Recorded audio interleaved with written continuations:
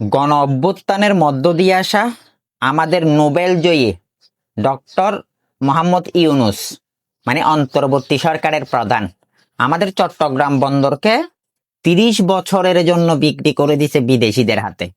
বাহ বাহ বাহ বাহ, মহান একটা কাজ করে ফেলছে। আর কিছু পাকিস্তানের রাজাকারের আলবদরের বাচ্চারা গলা উঁচু কইরা কইরা বলে প্রাক্তন প্রধানমন্ত্রী শেখ হাসিনা নাকি পুরো বাংলাদেশটাকে ভারতের হাতে বিক্রি করে দিছিল। বোকাসুদার বাচ্চা, বোকাসুদারা। ভারতের হাতে যদি বিক্রি করে দিয়া থাকে, তার কোনো এভিডেন্স তোদের কাছে আজ পর্যন্ত আছে? গত ১.৫ বছরে কোনো কাগজপাতি তোরা দেখাইতে পারছিস যে শেখ হাসিনা বাংলাদেশের কোনো একটা অংশ ভারতের কাছে বিক্রি করে দিছিল? আর বাংলাদেশের মধ্যে অন্তর্বর্তী সরকার আসার সাথে সাথে তো সেন্ট মার্টিনে যাওয়া বন্ধ করে দিছে। ২ দিন পরে তোদের ভিসা লাগবে। সেন্ট মার্টিনের কুকুরগুলার যে অবস্থা, তার মানে মানুষগুলার কি পরিণতি হইতেছে একবার বাপ।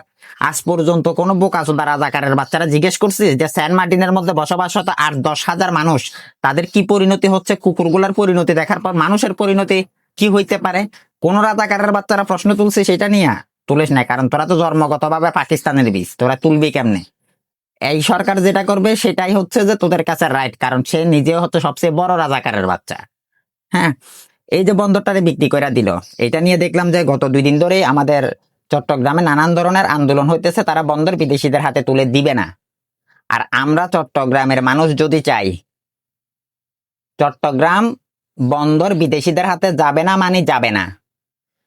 আমরা চট্টগ্রামের মানুষ যদি চাই সেটা কোনোদিন হবে না।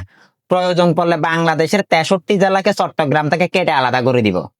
ফকিন্নির বাচ্চারা, তখন তোরা রাস্তার মধ্যে ভিক্ষার থালা নিয়ে ঘুরবি, চট্টগ্রামের মানুষের ফাইয়ে ফইরা হাত জোর করে ভিক্ষা চাইবি, খাবার পাবি না। কারণ আমাদের হাতে বন্দর থাকলে আমরা ওই বন্দর বিক্রি করতে হবে না। আমাদের বন্দর ব্যবহার করে তৃতীয় দেশে যদি পণ্য আমদানি রপ্তানি করার সুযোগ করে দেই, তাহলে আমাদেরকে খাবার মানুষ এমনিতে ঘরে এসে দিয়া যাবে। আর তোরা খাবারের অভাবে, হ্যাঁ, দুর্ভিক্ষের সুদনে রাস্তায় রাস্তায় রাস্তায় রাস্তায় থালা নিয়ে ঘুরে ঘুরে মরবি। এত লাফান চোদাইও না। হ্যাঁ, এই চট্টগ্রামের বন্দর চট্টগ্রামেরই থাকবে, এটা কোনো বিদেশিদের হাতে দেয়া হবে না। আর বিদেশিদের হাতে তুলে দিতে চাইলে যারা যারা লাফালাফি করতেছেন ওই দিক থেকে, ওইখানে কাট আউট করে রেখা দিব। খাবার পানি সব বন্ধ করে দিব, টোটাল বন্ধ।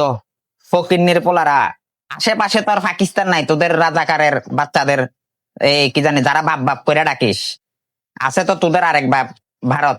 ওইটার কাছে গেলে খাবার পুষতে লাথি মেরা মান্দার হাড্ডি হুগার মাংস সব একাকার করে দিব।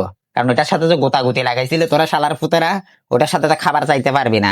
আর তোদের পাকিস্তান বাপ খাবার পাঠাইলে কোন দিক দিয়ে পাঠাইবে? বিমান দিয়া? ওইটাও তো ভারত আর ওই দিক দিয়ে আসতে দিবে না। আসলে তো আমাদের বন্দরে আসতে হবে। হে ছাড়াও আমরা দইরা বাইঙ্গা দিব খানকির পোলারা। হ্যাঁ, বন্দর এমনি বিদেশিদের হাতে দিয়া দিবা। বাপের মানে মগের মূল্য পাইছো। দেশ বিক্রি কইরা দিছে বলতাছো সেই ১৯৭৪ সাল থেকে ভারতের কাছে হাসিনা।